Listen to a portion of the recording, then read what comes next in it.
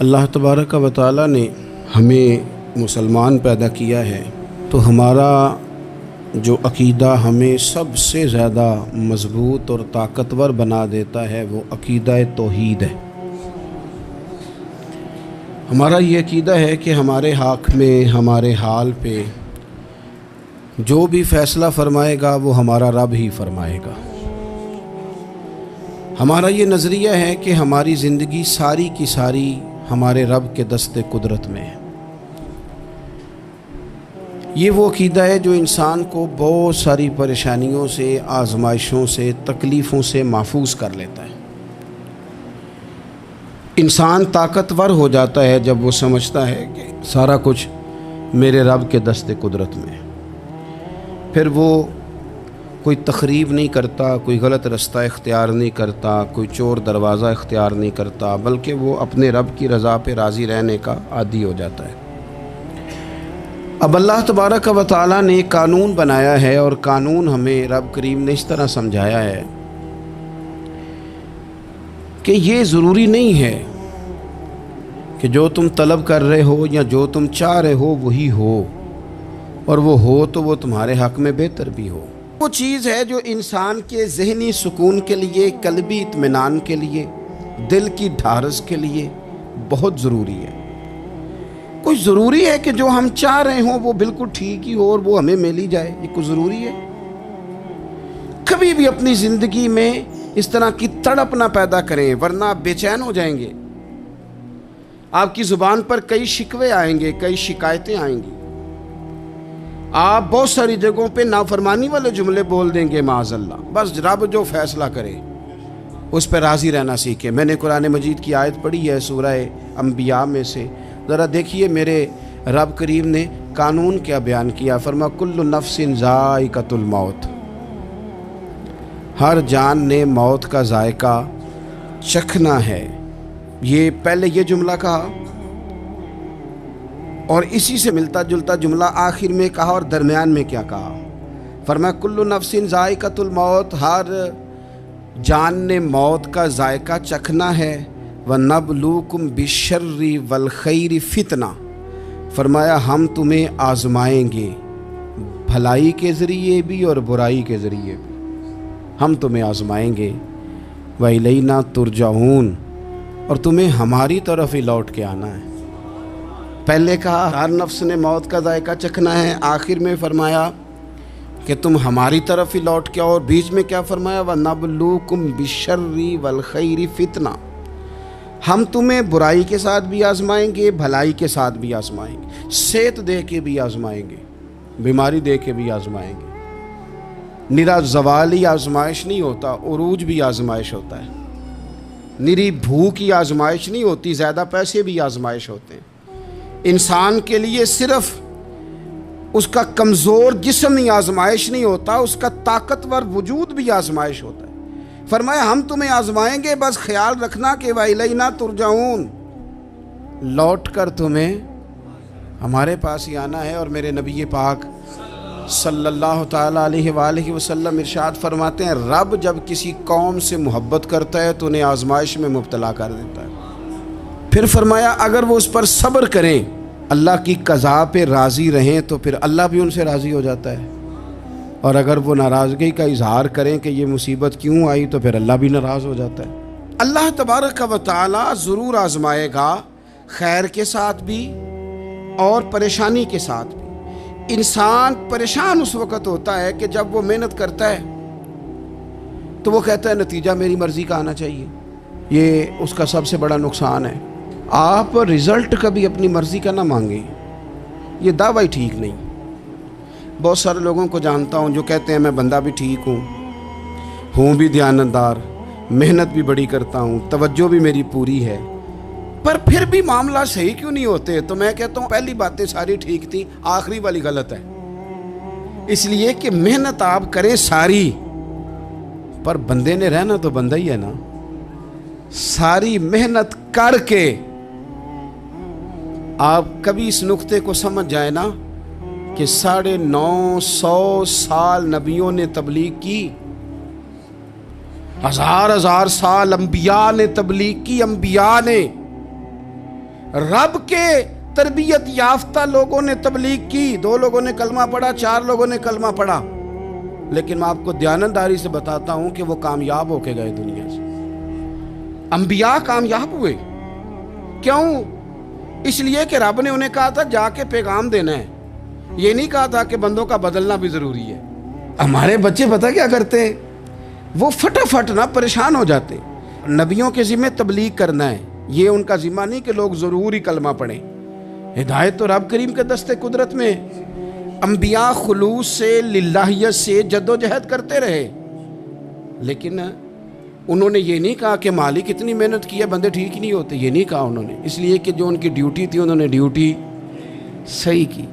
ہم نے اپنی ڈیوٹی کرنی ہے۔ پریشان اس وقت ہوتے ہیں جب نتیجہ اپنی مرضی کا مانگتے ہیں، نتیجہ نہ اپنی مرضی کا مانگے، رزلٹ نہ اپنی مرضی کا مانگے۔ اور جناب پیر صاحب میں فلانا وظیفہ بھی پڑھتا ہوں، فلانا وظیفہ بھی پڑھتا ہوں، فلانا وظیفہ بھی پڑھتا ہوں، دل نہیں صاف ہوتا، تو میں نے کہا یہ تو اللہ نہیں کر رہا ہے۔ آپ ڈیوٹی کریں، آپ کام کریں جو آپ کے ذمہ لگایا گیا ہے، اس میں وہ قضا نہ کریں آپ، باقی اللہ تعالیٰ کرم نوازی فرمائے گا۔ دیکھیں ایک بادشاہ تھا، اس کی سلطنت میں نا وہ قوم بنانا چاہتا تھا۔ ہمارے بادشاہ، ہمارے حکمران قومیں نہیں بناتے، لوگوں کو اپنے حق میں قائل کرتے ہیں۔ اس لیے کبھی بھی ہمارے ملک میں قومی سوچیں عام نہیں کی جاتی، ذاتی سوچیں عام کی جاتی ہیں، ملی باتیں نہیں کی جاتی، ذاتی باتیں کی جاتی ہیں۔ وہ چاہتا تھا کہ میری قوم بن جائے۔ اس کا ایک ہیرا سلطنت میں سے گم ہو گیا، تو اس نے اعلان کیا، اس نے کہا کہ جو بندہ ہیرا تلاش کر کے لائے گا اسے انعام دوں گا۔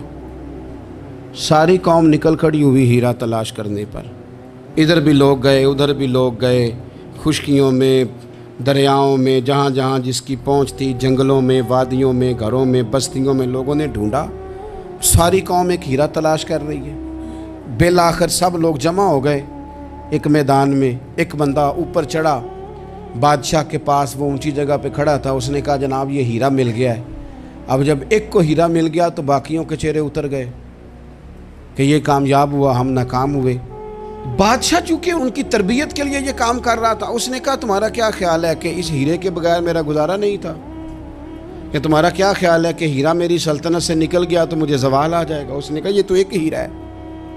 اٹھا کے پھینکا، دیوار کے ساتھ لگا، ہیرا ٹوٹ گیا۔ اس نے لوگوں سے کہا تمہارے چہرے اترے ہوئے ہیں، میں تمہیں ایک بات سمجھانا چاہتا ہوں، ہیرا ایک ہی تھا، ایک ہی بندے کو ملنا تھا۔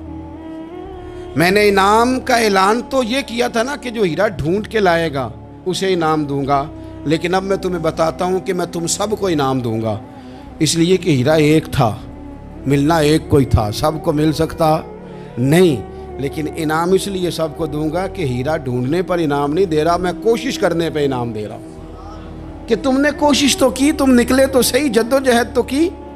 کچھ لوگ کہتے ہیں کہ ہمیں ہیرا مل بھی جائے، اور خدا کے بندے ہیرا ایک ہے، ہیرا ملنا کمال نہیں، محنت کرنا کمال ہے۔ ہم نہ تیار نہیں ہوتے۔ اللہ فرماتے ہیں میں نے آزمانا ہے، میں نے آزمانا ہے، تم نے سفر جاری رکھنا ہے، لیکن یہ ضرور یاد رکھنا کہ وَإِلَيْنَا تُرْجَعُونَ، لوٹ کے تمہیں میرے پاس ہی آنا ہے، تم نے لوٹ کے ادھر آنا ہے، اس بات کو ذہن میں رکھنا۔ حضرت عبداللہ بن عباس رضی اللہ تعالیٰ عنہ اس حدیث کے راوی ہیں، المعجم الکبیر کی یہ حدیث ہے۔ اللہ کے پیارے رسول صلی اللہ تعالیٰ علیہ وسلم ارشاد فرماتے ہیں کہ جس بندے کو 4 چیزیں مل گئی نا، اسے اللہ تعالیٰ نے دنیا اور آخرت کی بھلائیاں عطا فرما دی۔ 4 چیزیں جس شخص کو نصیب ہو گئی۔ یا رسول اللہ کون سی؟ حضور فرماتے ہیں جس کو شکر کرنے والا دل مل گیا، اور کریم محبوب فرماتے ہیں جسے اللہ تعالیٰ کا ذکر کرنے والی زبان مل گئی، اور حضور فرماتے ہیں جسے مصیبت پر صبر کرنے والا بدن مل گیا، اور جسے ایسی بیوی مل گئی جو نہ اس کے مال میں خیانت کرے گی، نہ اس کی عزت میں خیانت کرے گی۔ جسے یہ 4 چیزیں مل گئیں وہ خوش نصیب ہے، دنیا بھی بن گئی، آخرت بھی بن گئی۔ کامیابی صبر آ جانے کا نام ہے، کامیابی شکر حاصل ہو جانے کا نام ہے، کامیابی میرے عزیز یاد رکھ لیں کہ انسان اللہ کے ذکر میں لگ جائے تو اس کا نام ہے کامیابی۔ ہم نے کس کو سمجھ لیا؟ اپنی زندگی میں ایک تو محنت کریں، نتیجہ اللہ پہ۔ دوسری بات، امیدیں ذرا چھوٹی وابستہ کریں، لمبی نہ بنائیں۔ ایک ہے منصوبہ سازی کرنا مستقبل کی، وہ غلط نہیں۔ میرے نبی پاک علیہ السلام کا فرمان کاش کبھی ہم سمجھ جائیں۔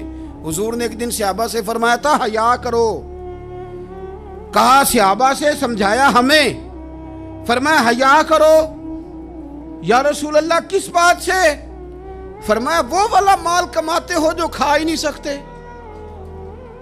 اور وہ والے مکانات بناتے ہو جن میں تم رہ ہی نہیں سکتے، اور ان چیزوں کا سوال کرتے ہو جن کی تمہیں ضرورت ہی نہیں۔ اتنے لمبے محلات، اتنا لمبا چوڑا مال، اتنا لمبا چوڑا پیسہ، اتنی لمبی امیدیں، اتنی لمبی داستانیں، انسان کمزور ہو جاتا ہے، ساری زندگی حساب کتاب میں بیت جاتی ہے۔ دیکھیں نا، حضور علیہ السلام نے فرمایا یہ جو غریب لوگ ہیں نا، یہ مالداروں سے 50,000 سال پہلے جنت میں داخل ہو جائیں گے۔ کیوں؟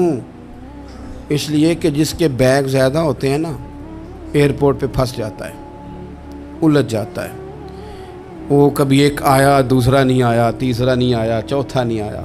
اور جو ہینڈ کیری والے ہوتے ہیں نا، 2 جوڑے، وہ تو بس جناب سب سے پہلے وہی نکلتے ہیں، اور ان کی گاڑی بھی کسی رش میں نہیں الجھتی، گھر وقت پہ پہنچ جاتے ہیں، مال تھوڑا تو حساب بھی تھوڑا۔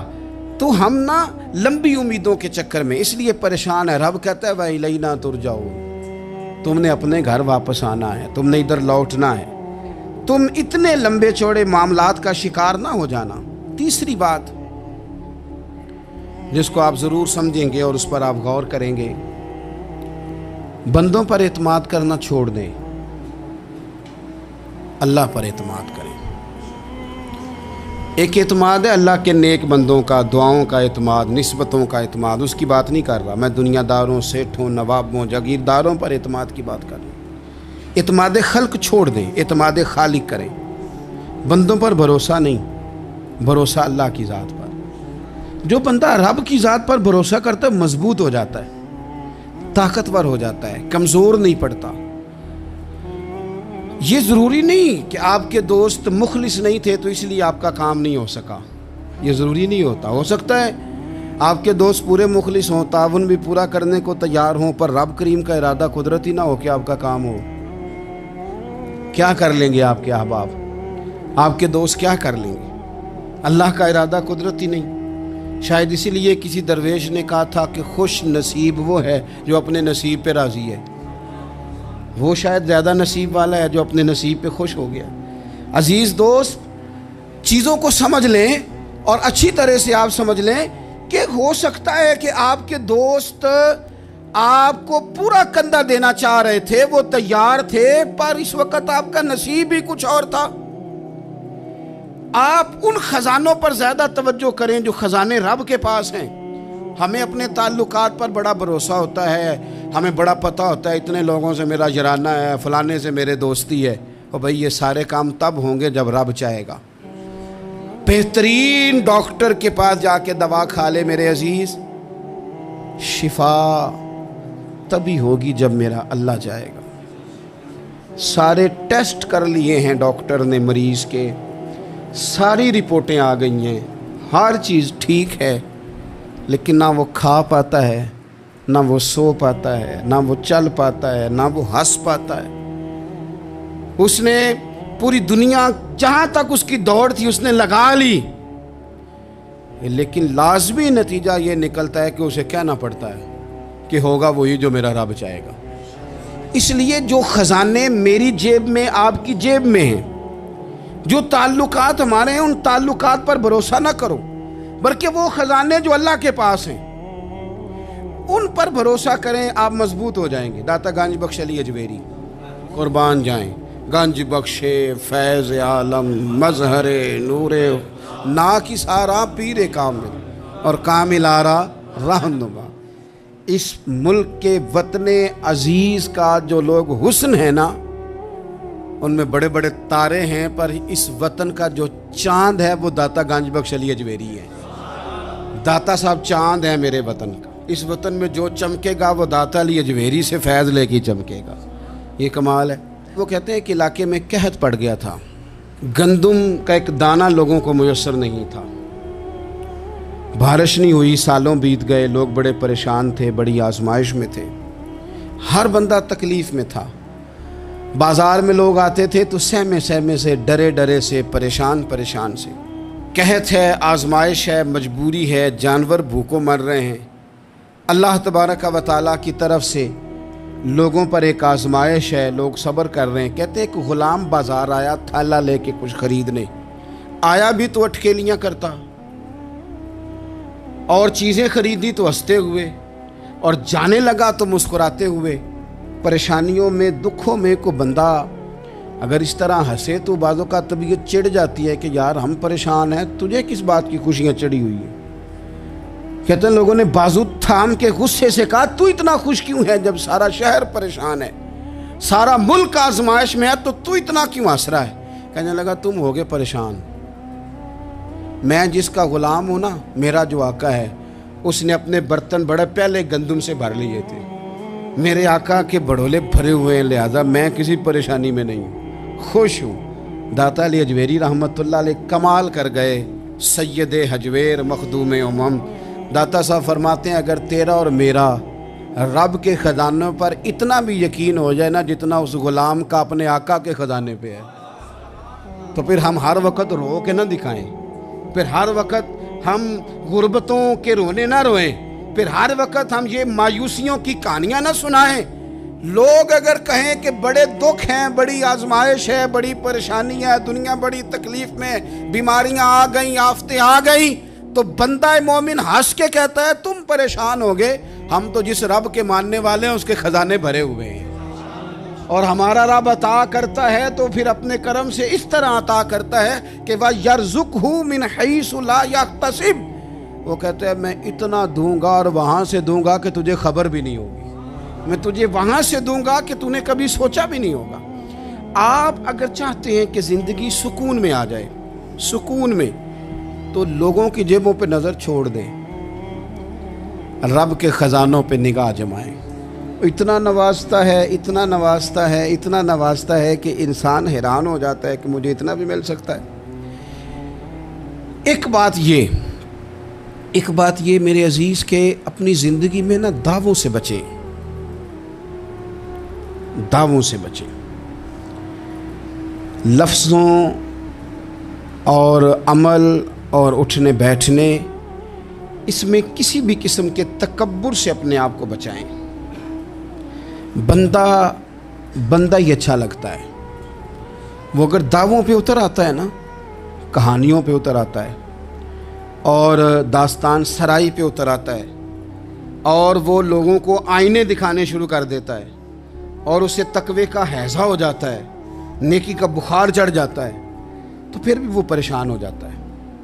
اس لیے کہ جب انسان پرہیزگاری کی اینک لگا لے تو اسے باقی سارے لوگ گناہگار نظر آتے ہیں. آپ اگر سکھی رہنا چاہتے ہیں نا تو عاجزی اختیار کریں. کیوں کہ جب آپ عاجزی اختیار کریں گے تو آپ کو اللہ کی مخلوق اچھی لگنے لگ جائے گی. کیوں کہ آپ اپنے سے بھی کسی کو بہتر سمجھتے ہیں. جب تک آپ میں تکبر ہے، میں نے دیکھا ہے کہ لوگ تکبر کا شکار ہو جاتے ہیں، کسی کو جھوٹا، کسی کو بددیانت، کسی کو فراڈیا، کسی کو دھوکے باز، کسی کو ڈاکو، کسی کو چور، کسی کو غدار، کسی کو فلانا، کسی کو فلانا. اصل بات کیا ہے؟ اصل بات یہ ہے کہ اس شخص کے دماغ کے اندر تکبر کا سودا سما گیا، یہ کسی چکر میں پڑ گیا ہے، اس کو ہیضہ ہو گیا ہے پرہیزگاری کا. یہ سمجھنے لگے کہ جو میں سوچتا ہوں وہ صرف وہی ٹھیک ہے. تیرا یہ دعویٰ ہے کہ ساری مخلوق ٹھیک نہیں، اور میرا رب فرماتا ہے لَقَدْ خَلَقْنَا الْإِنسَانَ فِي أَحْسَنِ تَقْوِيمٍ. میں نے مخلوق بنائی بڑی سونی ہے. ہم نا جب یہاں آ جاتے ہیں نا، یہاں ایک شخص تھا جس کا نام تھا بلعم بن باورہ. یہ بڑا مستجاب الدعوات تھا، جو دعا مانگتا تھا اللہ قبول فرما لیتا، پرہیزگار تھا. اسم اعظم اللہ نے اسے عطا کر دیا. حضرت موسیٰ علیہ السلام کے دور میں حضرت موسیٰ علیہ السلام نے جب اپنی قوم کو لے کے جبارین کے خلاف جہاد شروع کیا، نکلے تو اس طرف آنا تھا جس طرف یہ رہتا تھا. لوگ سارے اکٹھے ہو کے اس کے پاس آئے، آ کے کہنے لگے حضرت موسیٰ علیہ السلام آ رہے ہیں اپنی قوم کو لے کے حملہ کرنے کے لیے، تو دعا کر دے، معاذ اللہ نبی کے خلاف دعا کر دے، تو بد دعا کر دے تاکہ وہ آ نہ سکے، تیری دعائیں قبول ہوتی. پہلے تو کہنے لگا کہ کتنے بدبخت ہو، مجھے نبی کے خلاف بات کرنے اور دعا کرنے کا کہہ رہے ہو، معاذ اللہ، بدبخت ہو، دوڑ جاؤ۔ لیکن اللہ سے یہ توفیق مانگے کہ وہ انسان کا شعور سلامت رکھے، شعور سلامت۔ حضرت سلطان باؤ رحمۃ اللہ علیہ نے اپنے دور میں کہا تھا کہ ایمان سلامت ہر کوئی مانگتا ہے، عشق سلامت کوئی، وہ تو انہوں نے کہا تھا نا۔ اور آج کیا حال ہے کہ مال سلامت ہر کوئی مانگتا ہے، تو ایمان سلامت کوئی۔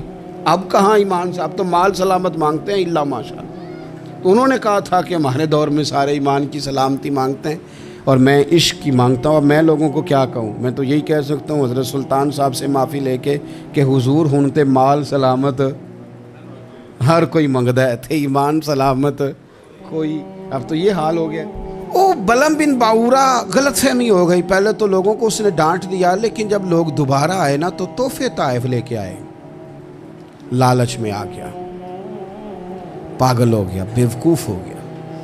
ہرس ہوس یہ کہیں کا نہیں چھوڑتا انسان کو۔ لوگ نیک لوگوں سے بھی دینداری کا رشتہ نہیں بناتے، دنیا داری کا بنا لیتے۔ وہاں سے بھی مال ڈھونڈتے ہیں جہاں آ کے انہیں دنیا بھول جانی چاہیے تھی۔ مال آیا، دولت لے کے آئے لوگ، انہوں نے تحفے طائف دیے، وہ کہنے لگا ٹھیک ہے۔ پہلے ڈانٹ رہا تھا کہ نبی کے خلاف میں بد دعا کروں، اور اب تیار ہو گیا معاذ اللہ۔ گدھے پہ بیٹھ کے یا گدی پہ بیٹھ کے جا رہا ہے کہ پہاڑ پہ چڑھ کے حضرت موسیٰ علیہ السلام اور ان کی قوم کے خلاف معاذ اللہ بد دعا کرتا ہوں۔ تو رستے میں جاتے ہوئے نا گدی نے منہ پھیر کے کہا کہ باز آ جا۔ گدی کہنے لگی تو مجھے آگے بھیجتا ہے، فرشتے مجھے پیچھے بھیجتے، باز آ جا۔ بڑے لوگ کانوں میں اذانیں پڑھتے ہیں کہ سیانے ہو جا، سیانا ہو جا، لیکن جب کسی پر بدبختی غالب آتی ہے تو پھر وہ سمجھدار ہونے کو تیار نہیں۔ اللہ تعالیٰ اپنی خفیہ تدبیر سے ہمیں محفوظ فرمائے۔ اللہ تعالیٰ ہمارے حق میں جب بھی فیصلہ کرے تو رحمت والا کرے، کرم والا کرے، آسانی والا کرے۔ چڑھ گیا پہاڑ پہ، اور پہاڑ پہ چڑھ کے جب اس نے ہاتھ اٹھائے، وہ لوگ جو بد دعا کرانے والے تھے وہ ساتھ ہی تھے، تو اپنے منہ سے لفظ نکالتا ہے حضرت موسیٰ کے خلاف معاذ اللہ، لیکن وہ لفظ اپنی قوم کے خلاف نکلتے ہیں۔ وہ ان کے خلاف بد دعا کرنے چلا تھا، تو چونکہ ہر چیز اللہ کے دست قدرت میں ہے نا، تو زبان سے نکالتا کچھ ہے، نکلتا کچھ اور ہے۔ پھر وہ وقت بھی آیا کہ زبان لٹک گئی، سینے پہ آ گئی، عذاب آ گیا اللہ کا، تباہ ہو گیا اپنی قوم سمیت۔ اپنی زندگی میں یاد رکھ لیں اچھی طرح، ہرس، ہوس، تکبر، غرور، وہ کسی چیز کا بھی ہو، وہ انسان کو لے ڈوبتا ہے۔ اگر آپ زمین پہ کھڑے رہ کے لوگوں کو دیکھیں گے تو کچھ لوگ اگر آپ کو اپنے برابر نظر آئیں گے نا قد میں، تو کچھ انشاءاللہ بڑے بھی نظر آئیں گے۔ ہم نے لسٹیں بنا لی ہیں کہ کون کون کتنا غلط ہے، ہم نے ہر ایک کے بارے میں 2-4 باتیں یاد کر لی ہیں، فلانا اتنا خراب ہے، فلانا اتنا اور فلانا اتنا۔ اس کا نقصان یہ ہوا ہے کہ اللہ کی خوبصورت مخلوق، خوبصورت رنگوں میں ہم نے حالات خراب کر لیے ہیں۔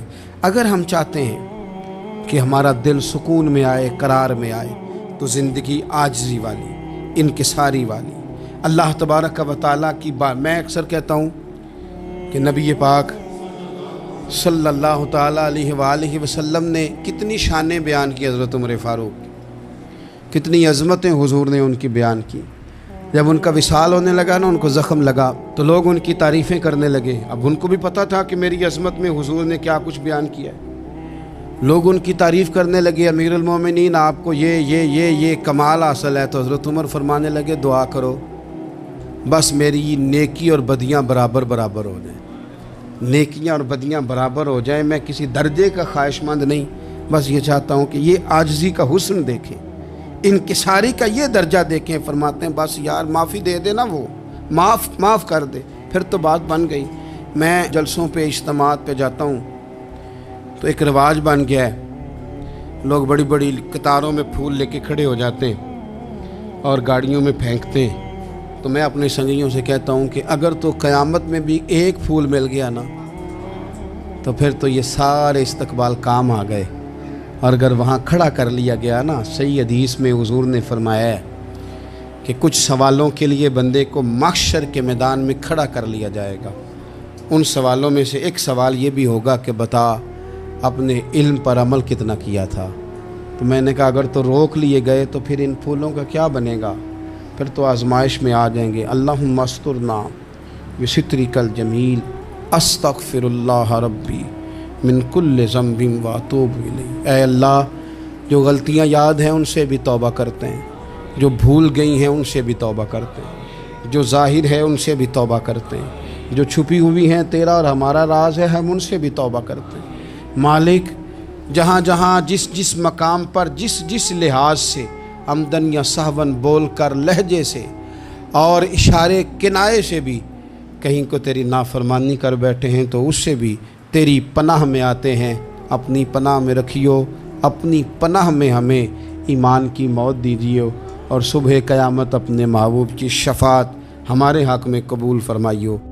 अज़ीज़ दोस्तों, अल्लाह ताला ने जो हमें नबी करीम अलैहिस्सलाम अता फरमाए हैं, तो उस महबूब की शान अल्लाह ने कुरान मजीद के मुख्तलिफ़ आयात में मुख्तलिफ़ अंदाज में बयान फरमाई है। एक अज़मत अल्लाह ने मेरे नबी करीम की ये बयान की है कि वयुअल्लिमुहुमुल किताब वल हिक्मा, ये महबूब तुम्हें किताब भी सिखाएंगे और हिकमत भी सिखाएंगे। दानाई, तदब्बुर, फ़हम व फ़िरासत अल्लाह ताला ने सबसे बढ़कर मदीने वाले महबूब को अता फरमाया। उलमा ने लिखा है कि अल्लाह ताला ने, हज़रत वहाब इब्न मुनब्बे कहते हैं, अल्लाह ताला ने अक्ल के 1000 हिस्से किए, एक उसमें से हिस्सा पूरी दुनिया को दिया, जिससे साइंसदान, डॉक्टर, उलमा, हकीम, तबीब पैदा हुए।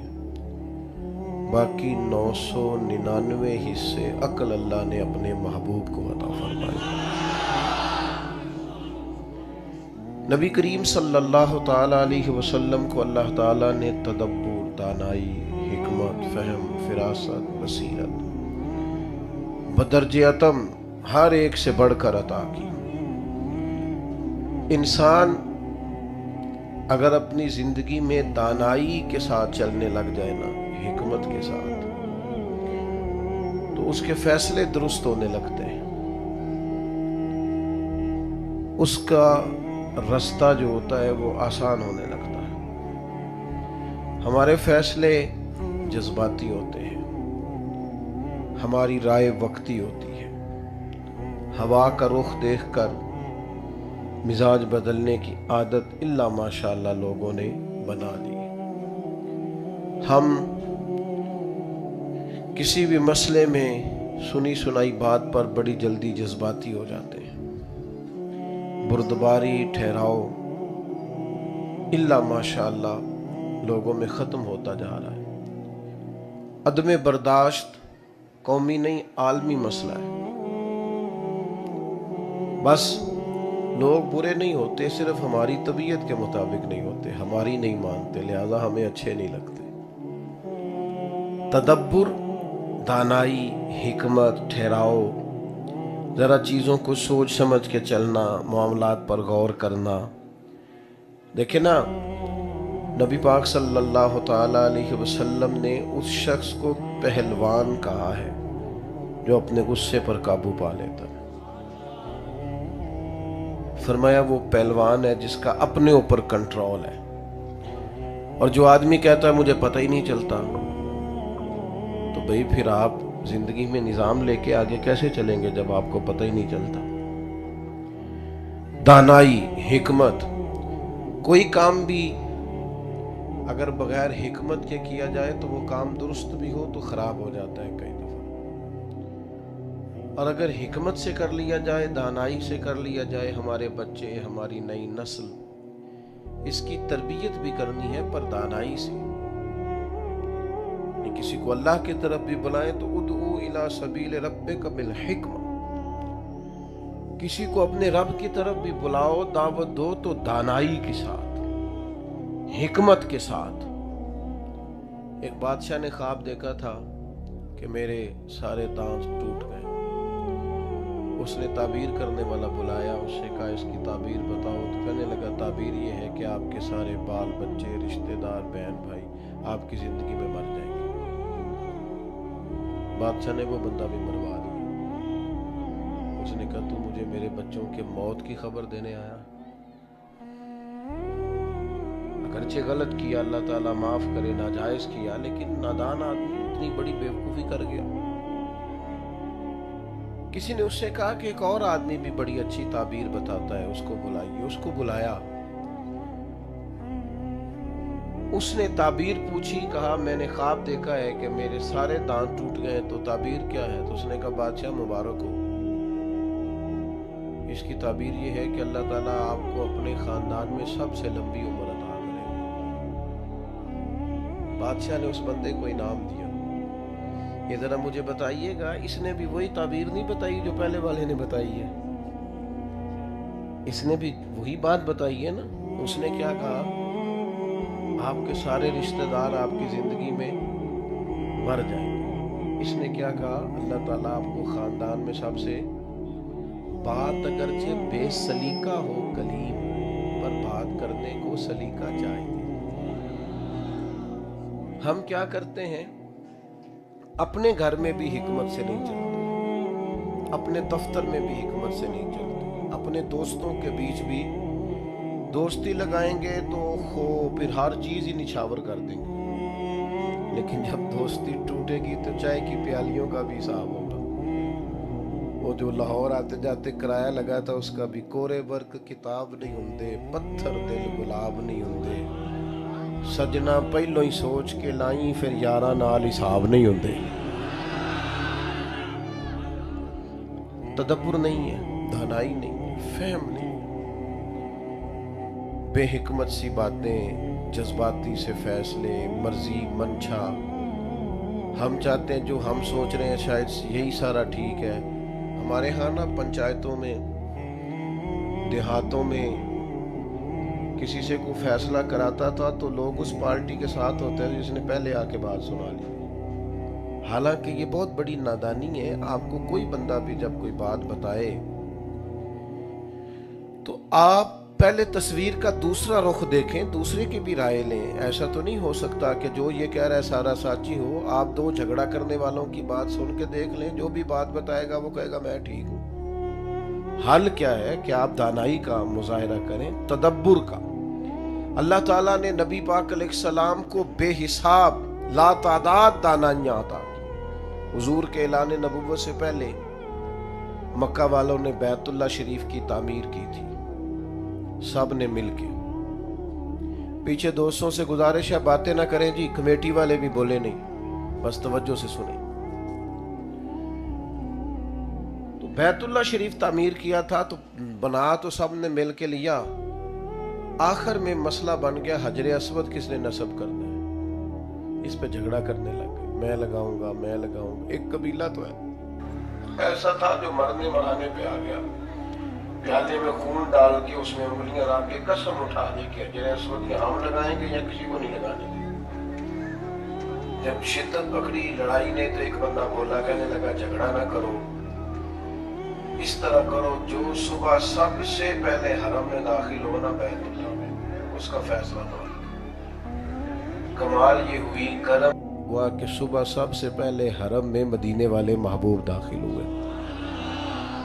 وہ تو خوش ہو گئے، یہ تو صادق اور امین ہے۔ انہوں نے کہا ہمارا یہ مسئلہ ہے، آپ نے تھوڑی دیر کے لیے غور کرنا ہے۔ وہ خود کہہ چکے تھے کہ جو بھی کوئی آئے گا وہ جس قبیلے کے حق میں فیصلہ دے گا نا وہ سب کو منظور ہوگا۔ اب یہ بات انہوں نے حضور کو سنا دی۔ سرکار کسی ایک قبیلے کو کہہ دیتے حجر اسود آپ لگا دیں تو باقی سب تو اس پر مطمئن تھے، چونکہ انہوں نے کہہ دیا تھا جو سرکار فیصلہ کر دیں، باقی اعتراض کر نہیں سکتے تھے۔ لیکن نبی پاک علیہ السلام نے کیا فرمایا؟ فرمایا ایک چادر بچھاؤ۔ انہوں نے چادر بچھائی، حضور نے اس پہ حجر اسود رکھا، فرمایا سارے قبیلے ایک ایک سائیڈ سے چادر پکڑ دو۔ ان سب نے چادر جو تھام لی تو لائے اس جگہ جہاں حجر اسود رکھنا تھا، تو محبوب نے اٹھا کے حجر اسود ادھر رکھا جہاں رکھنا تھا۔ اب سب کے چہرے دیکھے، تو سارے خوش تھے. ہم سارے ہی اٹھا کے لائے. ہم سب حجر اسود لگانے میں شامل ہیں. ہم تو اپنے بچوں میں لڑائی کرا دیتے ہیں, خود اپنے بچوں میں. اے میرا لیک پتر ہے, اے میری گل نہیں مانتا. ان بیچاروں میں جھگڑا ہو جاتا ہے. آپ وہ دیکھیں نا, ہو جاتا ہے بعض اوقات کسی بچے سے زیادہ پیار, پر لکھا ہے بزرگوں نے کہ ایک بچے کا رخسار چومو تو دوسرے کا بھی چومو. ان کو یہ لگے نا کہ جھکاؤ زیادہ ادھر ہے. نبی پاک نے فرمایا اللہ سے ڈرو, اپنی اولاد میں انصاف کرو, دانائی سے تدبر سے گھر چلائیں, تدبر سے آپ سوسائٹی میں وقت گزاریں.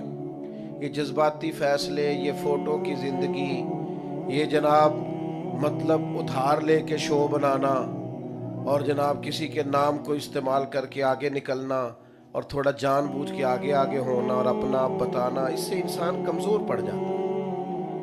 آپ جہاں ہیں وہاں وفادار ہو جائیں, جہاں ہیں وہاں خوبصورت ہو جائیں. سارے لوگ آپ کی طرف رجوع کریں گے, لیکن آپ کو کمال دانائی سے اپنے بچوں کو, پیار کرنے والوں کو.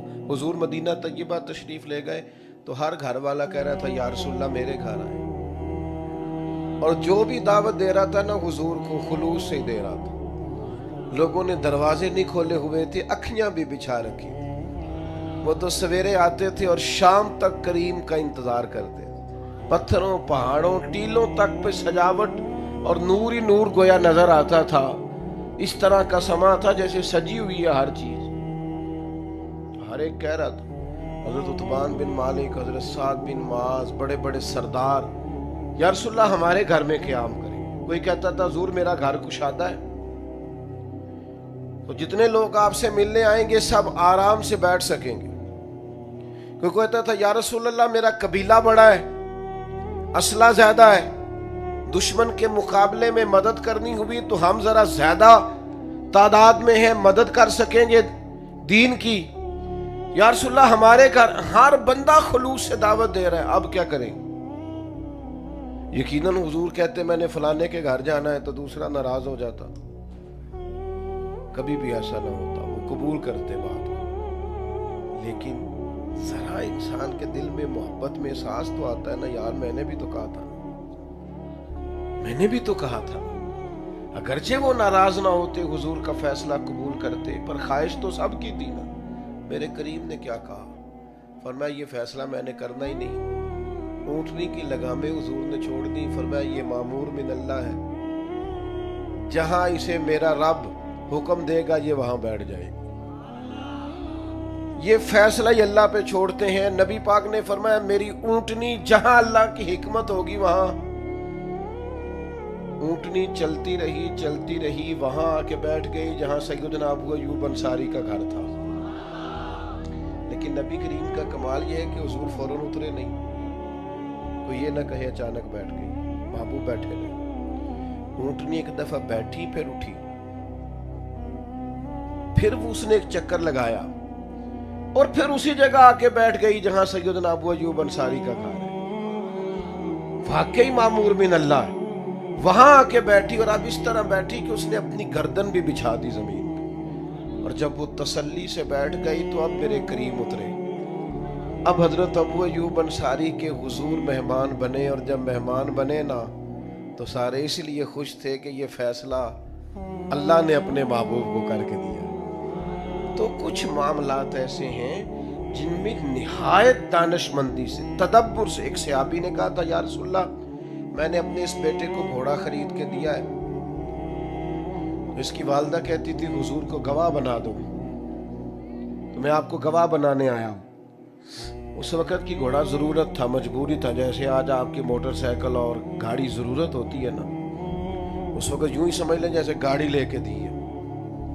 تو یہ میں نے اسے گھوڑا دیا ہے. تو نبی کریم علیہ السلام نے فرمایا دوسرے بیٹے کو بھی دیا ہے. یا رسول اللہ نہیں. تو فرمایا پھر ظلم اور زیادتی پر مجھے گواہ بنانے آ گئے. فاتقوا اللہ فاعدلوا اولاد, اللہ سے ڈرو, اپنی اولاد میں انصاف کرو.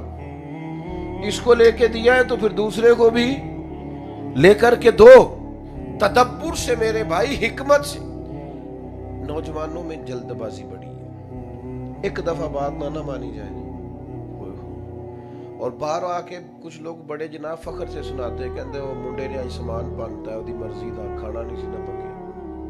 یہ کوئی عقل مندی نہیں ہے. میں اپنے بچوں کی ہر خواہش پوری کرتا ہوں, آپ غلط کرتے ہیں. ان کی کچھ خواہشیں پوری نہ کریں تاکہ انہیں صبر کرنا بھی آئے, انہیں احساس پیدا ہو کہ کچھ چیزیں نہ ملیں تو میں نے اس میں صبر بھی کرنا ہے, تدبر بھی کرنا ہے, رکنا بھی ہے. ہماری بے حکمتی, ہمارے مزاج کی نادانی, بہت سارے ماضی میں فیصلے ایسے ہیں جو ہم سے اس لیے غلط ہوئے کہ ہم نے جلد بازی کی. کبھی پلٹ کر دیکھیں, بہت سارے لوگ اس لیے ہم سے ٹوٹ گئے کہ ہم سیانے نہیں تھے. اگر ہمارے اندر تدبر ہوتا, معاملہ فہمی ہوتی تو بڑے رشتے ہمارے مضبوط ہونے تھے. لیکن ہم نے جذباتیت کی. جو بندہ آپ کو آ کے کہانی سناتا ہے کہ میں فلانے کے پاس بیٹھا تھا تو وہ آپ کے خلاف باتیں کر رہا تھا تو پائی ویکھو نہ انہیں انج نہیں کرنا چاہیے, تو آپ کا کیا خیال ہے جو ساری کہانی سن کے آیا ہے وہ آپ کے ساتھ ہے؟ اگر اسے پتا ہوتا کہ اس بندے کا آپ سے پیار ہے تو اس کی جرت تھی آپ کے سامنے بات کرتا. میری بات کی سمجھ آ رہی ہے آپ کو؟ جو میں نے ایک جگہ پہ بیٹھا تھا, 2-4 لوگ بیٹھے تھے تو باقی سارے اٹھ کے چلے گئے, ایک بندہ رہ گیا. تو وہ جو رہ گیا نا, اس نے پھر کوئی ان کے خلاف ان کی پگڑیاں کھولی, کوئی کہانیاں سنائی, وہ سناتا جا رہا, میں بڑا پریشان ہوں. مینوں کہندے تھانوں کی ہویا؟ میں کہ میں تے اس گلوں پریشان آ کہ وہ گئے نے تو کوئی حال نہیں چھڈیا, جدوں میں جاواں گا تو کی کرے گا؟ میں تے اپنی پہ گئی, تو تے بہت ڈاڈا نہیں جی نہیں تہاڈے نال تے پیار ہے. میں کہ تو انہاں نوں بھی آکھنا ہے جدوں ملے نا, انہاں نے بھی تو یہی کرنا ہے. تو یہ آپ مت توقع کریں کہ جو آپ کا بڑا خیر خواہ بن کے آپ کے ساتھ بات کر رہا ہے وہ آپ کا بڑا اپنا ہے. ایسا نہیں ہے. آپ یاد رکھیں, دنیا میں غیبت کا چلن ختم ہوگا تو سب کی عزتیں محفوظ رہیں. یہ نہیں ہو سکتا کہ آپ کسی کی سن لیں اور پھر آپ کی نہ جائے. دانائی, ٹھہراؤ, تدبر, حکمت, معاملہ فہمی, سیانے ہو جانا.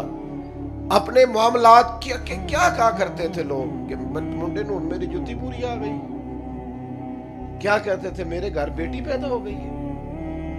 یہ ساری باتیں دانائی کی باتیں. لوگ سمجھدار ہوتے تھے وقت کے ساتھ ساتھ. ہماری جذباتیت ختم ہی نہیں ہوتی. ہر فیصلے کے اندر جذباتی ہے, اور کبھی سخت موڑ بھی آ جائے نا, اللہ سے مدد مانگے, اپنے مالک کے حضور حاضری دیں اور کوشش کریں کہ فیصلہ صحیح ہو. ایک بڑا عجیب مرحلہ آیا تھا فتح مکہ کے موقع پر. کوئی ایسی بڑا مسئلہ نہیں تھا, پر ٹائم آ گیا. حضرت سعد بن عبادہ رضی اللہ تعالیٰ عنہ کے ہاتھ میں نا جھنڈا تھا اسلام کا. تو اس دور میں بہت بڑا اعزاز ہوتا تھا کہ فلانا علم بردار ہے, اس کے پاس جھنڈا ہے. حضرت سعد بن عبادہ رضی اللہ تعالیٰ عنہ کے پاس مسلمانوں کا جھنڈا تھا, آگے آگے تھا. کوئی ایسی بات ہو گئی کہ ان سے جھنڈا واپس لینا پڑ گیا. اب بندہ بڑا قیمتی ہے, بندہ بڑا باکمال, جلیل القدر صحابی, بدر سے لے کر فتح مکہ تک ہر جگہ پہ ان کی خدمات پورے عروج پر ہے. لیکن جھنڈا واپس لینا ہے. آ جاتا ہے کبھی کبھی ایسا موقع بھی. اب ان کی حساسیت کیا کیا جائے, اور کوئی ایسا کام بھی نہیں انہوں نے کیا, پر لینا بھی ہے جھنڈا ان سے, اور موقع فتح مکہ کا ہے. یہ زیادہ غور سے سننا. اللہ تعالیٰ نے ہمارے کریم محبوب کو دانائی کیسی عطا کی. اکابر صحابہ پریشان ہیں. حضرت سیدنا فاروق اعظم جیسے لوگ, حضرت صدیق اکبر جیسے لوگ کہ یہ کیا کیا جائے, مولا علی شیر خدا جیسے لوگ سوچ رہے ہیں کہ کس طرح اتنا بڑا آدمی ہے. تو محبوب نے فرمایا کوئی مسئلہ نہیں, ساتھ سے جھنڈا لیتے ہیں. نبی کریم نے کیا کیا, فرمایا ساتھ میں نے ایک فیصلہ کیا. یہ میری طرف دیکھنا, یہ غور کرنا دوستو. حضور فرمانے لگے میں نے ایک فیصلہ کیا ہے. یا رسول اللہ کیا؟ فرمایا میں نے فیصلہ کیا ہے جھنڈا آپ سے لے کر آپ کے بیٹے کو دے دیا جائے.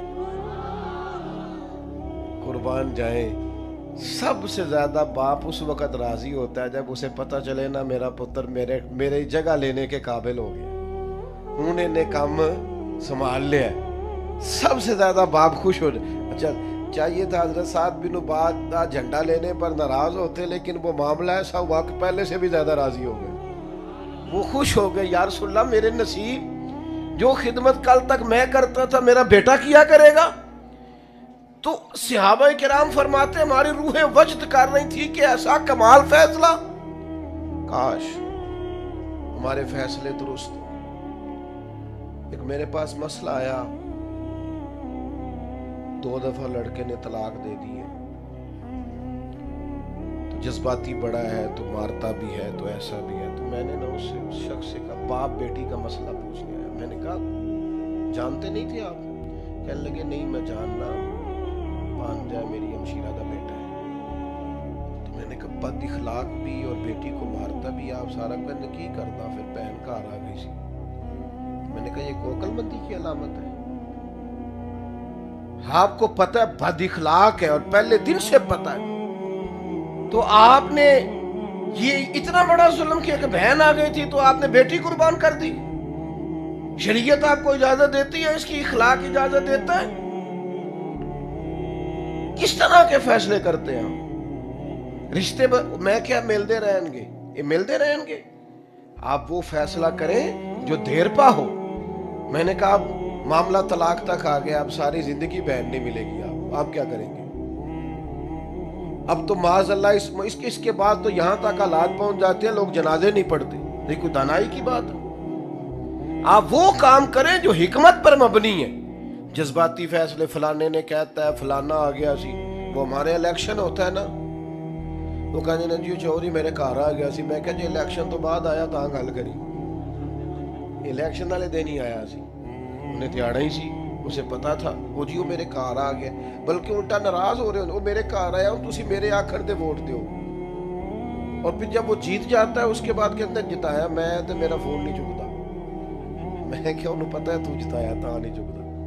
کیا مذاق اپنے ساتھ کرتے ہیں، بے حکمت فیصلے اور نہ۔ میں نے زندگی میں کبھی ووٹ کاسٹ نہیں کیا۔ پہلی بات تو یہ ہے کہ اسلام جمہوریت کا نہیں خلافت کا قائل ہے، پہلی بات تو یہ ہے۔ جمہوریت تو وہ طرز حکومت ہے کہ جس میں بندوں کو گنا کرتے ہیں تو اللہ نہیں کرتے۔ ایک بالکل ان پڑھ اور نادان آدمی کا، یہاں تو معذور لوگوں کے لوگ ٹھپے، اس کا ووٹ بھی اسی برابر ہے، پڑھے لکھے کا بھی، بندوں کو گنا کرتے ہیں، یہ اقبال نے کہا تھا۔ اور دوسری بات یہ ہے میرے بھائی کہ یہ نہ خنجر اٹھے گا نہ تلوار ان سے، یہ بازو میرے آزمائے ہوئے ہیں۔ یہ سارے لوگ وہی ہیں، پارٹیاں بدل بدل کے کبھی اس میں کبھی اس میں، کس چکروں میں پڑے۔ بہرحال یہ میرا عنوان نہیں، جو بات عرض کرنا چاہتا ہوں کہ بغیر حکمت کے نہیں، دانائی کے ساتھ وقت گزارے۔ اور اگر کبھی کوئی آپ سے سوال بھی کرے، انسانی ذہن میں نا سوال پیدا ہو جاتا ہے، جسموں کو قید کیا جا سکتا ہے، ذہنوں کو روحوں کو قید، سوال اٹھتے رہتے ہیں، سوال کا جواب ہوتا ہے، سوال پر لڑائی نہیں ہوتی، اور لڑائی کریں گے آپ، ڈانٹ ڈپٹ کریں گے تو بغاوت پیدا ہوگی۔ ایک سوال کھڑا ہو گیا تھا، فتح مکہ کے بعد ایک جنگ ہوئی، اس میں بڑا مال غنیمت آیا، تو اصول یہ تھا کہ جو نئے نئے لوگ مسلمان ہوتے تھے ان کی تالیف قلب کے مؤلفۃ القلوب کو زیادہ دیا جاتا تھا، تو نبی پاک نے مکے والوں کو ذرا زیادہ دیا۔ تو ایک نوجوان انصاری وہ کہنے لگے حضور کی اپنے قریبی رشتہ داروں پر کرم نوازی بڑھ گئی ہے، توجہ ہے آپ کی؟ حضور نے فرمایا انصاریوں کو سب کو میرے خیمے میں اکٹھا کرو، اکٹھے ہو گئے۔ تو محبوب کہنے لگے تم کہہ سکتے ہو کہ یا رسول اللہ صلی اللہ تعالی علیہ وسلم انہوں نے تو آپ کو تکلیف دی تھی، ہم نے سینے کھولے تھے، یہ تو بدر احد میں تلواریں لے کے آئے تھے، ہم نے آپ کے لیے جانیں پیش کی تھی، تم کہو کہ ہماری تو تلواروں سے ابھی بھی خون ٹپک رہا ہے، تم کہہ سکتے ہو؟ تو وہ کہنے لگے نہیں یا رسول اللہ آپ کا احسان ہے آپ یہاں آئے۔ حضور فرمانے لگے تم کہو کہہ سکتے ہو؟ کہ یا رسول اللہ نہیں آپ کا یہ احسان ہے۔ تو آخری جملہ سرکار نے ایسا کہا، وہ دانائی، وہ حکمت، وہ تدبر کہ ان کی روحیں وجد کرنے لگی، ان کا دل گویا کر رہا تھا جو سامان ہمیں ملا یہ بھی نہ ملے۔ حضور فرمانے لگے میرے بھولے انصاریوں، انصار مدینہ، کیا تم یہ پسند نہیں کرتے کہ مکے والے گھر جائیں تو اونٹ ऊंट और भेड़ बकरियां लेके जाए, और तुम जब अपने घर जाओ तो अल्लाह का रसूल साथ लेके जाओ। क्या तुम ये पसंद नहीं करते तुम्हारे साथ अल्लाह बिठा के अपने महबूब को अपने पहलू में? जो लोग कुछ नहीं करते वो भी कमाल करते हैं, तुम तो महबूब साथ लेके जा रहे, तुम ये पसंद नहीं? उनका तो हाल ही और हो गया, रो रो के कहा या रसूलल्लाह हम बड़े राजी, कुछ भी ना मिले तो हम फिर भी बड़े। थोड़ा सा ना जवाब अगर हिकमत से दे दिया जाए ना, समझ आ रही है बात की? इमाम आजम के पास क्या था जो सबसे बड़े इमाम है? दानाई तो थी, इमाम साहब के पास हिकमत ही तो थी। एक बंदा आ गया ना इमाम साहब के पास, उसने कहा जी मेरी बहुत ज्यादा जमीन है, तो मैं कहीं सफर पे जा रहा था तो मैंने खजाना दबाया था जमीन में, अब मैंने निशानी को रखी थी, वो निशानी मैं भूल गया हूं, तो मुझे समझ नहीं आ रही मैंने कहां दबाया था, तो कैसे याद करूं? अब सारी जमीन तो खोदी नहीं जा सकती, उस वक्त ट्रैक्टर तो थे नहीं, तो क्या करें? तो इमाम साहब कहने लगे घर जाके 100 रकत नमाज नफल पढ़ याद आ जाए। किन्ने कैसी तो नहीं किया जा रहा, बोल तो दे। हाँ कितने रकत नमाज? 100 रकत। वो बंदा सवेरे टोकरी लेके समझ ले मिठाई की आ गया, कहने लगा हुजूर याद आ गया निशानी मेरी, फिर मैं नफल नहीं ना पूरे पढ़े, कहने लगा दूसरी रकत में याद आ गया। तो इमाम साहब कहने लगे ये वसवसा था, मुझे पक्का पता था कि शैतान तुम्हें याद कराएगा, भूली हुई चीजें भी नमाज में याद कराता है। फरमाया अब टोकरी इधर रखो और बाकी 98 नफल पढ़ो शुक्राने में। इमाम साहब रहमतुल्लाह ताला अलैह के एक उस्ताद थे हजरत हम्माद। हर दौर में जरूरियात अलग होती है, आजकल घरों की जरूरियात अलग है। हमारे जमाने में भी बड़ी जरूरत है, लेकिन उस जमाने में एक बड़ी जरूरत थी आटा घर का। आप तो खैर शहर में रहते हैं, मैं देहाती आदमी हूँ। मेरे अब्बा जी तो क्या करते थे, जिन्होंने कनक पा ली है ना पड़ोले तो 4 पा लिया मर्तबाने, उन्होंने सारा साल परवाह, लेकिन उस वक्त अचार पे गुजारा होता था, सेहत भी ठीक रहती थी। अब उस पर गुजारा नहीं होता बच्चों, अल्लाह समझ अता करे। तो हजरत हम्माद की बीवी रोज पैगाम देती, हर चौथे दिन आटा खत्म हो गया। तो एक दिन गुस्से में कहने लगे अगर अब तूने मुझे आटे का पैगाम दिया तो तुझे 3 तलाक। पैगाम भी उनको ही देना है, क्या करें? हालात बिगड़ गए, परेशानी लग गई, वो खुद भी पछताए बात करके। उनकी अहलिया ने ना किसी तरीके से इमाम आजम को पैगाम भेजा, अपने शौहर के शागिर्द को। ये मसला बन गया तो हाल क्या है? तो उन्होंने कहा अम्मा जी आप मेरी उस्तानी है माँ, हाल बड़ा आसान है। उस दौर में आटा थैले में लोग लेने जाते थे और थैले कपड़े के बनते थे। का जब उस्ताद साहब सो रहे हो ना तो आपने मुंह से नहीं कहना कि आटा ला, आपने वो थैला उनके कुर्ते से बांध देना, उनके कुर्ते से थैला बांध दे, उठेंगे उन्हें समझ आ जाएगी आटा खत्म हो गया, कहने की जरूरत ही नहीं। तो हजरत हम्माद रहमतुल्लाह अलैह सो के उठे, बेटा बैठ जाइए, सारे बैठ गए, अल्लाह आपको सलामत रखे, आप भी बैठ जाइए, आपके पीछे जो लोग हैं उन्हें नजर नहीं आ रहा तो आपके खड़े होने लगे। और बात भी अब मुकम्मल हो गई है, मैं दुआ की तरफ जाने लगा हूँ। तो हजरत हम्माद उठे सो के, तो कुर्ते के साथ कपड़े का थैला बंधा हुआ था, तो देख के फौरन कहने लगे आटा खत्म हो गया, और साथ ही फरमाने लगे ये बताओ अबू हनीफा के पास कौन गया था मसला। इसलिए कि ये फहम व फिरासत अगर अल्लाह ने अता की है तो इमाम आज़म अबू हनीफा को ही अता फरमा। कौन गया था जिसने उनको? तो मेरे भाई जिंदगी, नौजवानों जज्बाती फैसले ना यार किया करो। तुम वालदैन के सामने भी जज्बाती होते हो, तुम हल्की सी बात करते हो, अब्बा बेचारा सारी रात सोता नहीं, इन मेरे नलेंजी नहीं करनी चाहिए। हल्की सी बात करते हो, माँ बेचारी तड़प जाती। और यारो जज्बाती ना हुआ करो। अकल, दानाई, फहम, फिरासत, शऊर, ये हमें हमारे नबी पाक ने अता फरमाया। इसलिए कभी भी कोई ऐसा फैसला ना करें जो हिकमत से खाली हो। अल्लाह समझ अता करे। अल्लाहुम्मा सल्ली अला सय्यदिना व मौलाना محمد معدن الجود والکرم وعلی آلہ وصحبہ وبارک وسلم۔ اللہ ہماری حاضری قبول فرما۔ میرے بھائی نے اور ان کے بیٹوں نے جو اتنی خوبصورت محفل کی اور اتنی بڑی تعداد میں مسلمان شامل ہوئے، سب کو بہترین جزا عطا فرما۔ اللہ تعالیٰ سب کے رزق میں، مال میں، جان میں، عزت میں، آبرو میں، دین کے ذوق شوق میں برکتیں پیدا فرما۔ اللہ بیماروں کو شفا عطا فرما، مقروضوں کو قرض کے بوجھ سے رہائی نصیب فرما، جو تنگ دست ہیں ان کے رزق میں وسعت فرما۔ اللہ جو مقروض ہیں ان کو قرض سے رہائی نصیب فرما۔ اللہ جو بے اولاد ہیں انہیں صاحب اولاد فرما۔ اولاد والوں کی اولاد کو فرما بردار بنا۔ اللہ کریم ہم سب کی دلی جائز مرادیں پوری فرما۔ ہمارے ان بھائیوں کے گھر میں بھی رحمت کا نزول فرما۔ اللہ تعالیٰ امت کی خیر فرما، عالم اسلام کی خیر فرما، بالخصوص فلسطین کے مجبور مسلمانوں کی مدد فرما۔ جو دعائیں مانگی ہیں وہ بھی قبول فرما، جو دلوں میں ہیں وہ بھی پوری فرما۔ اللہم انا نسألک العفو والعافیۃ فی الدین والدنیا والآخرہ۔ رب اغفر وارحم وانت خیر الراحمین۔ وصلی اللہ تعالی علی حبیبہ سیدنا محمد وآلہ۔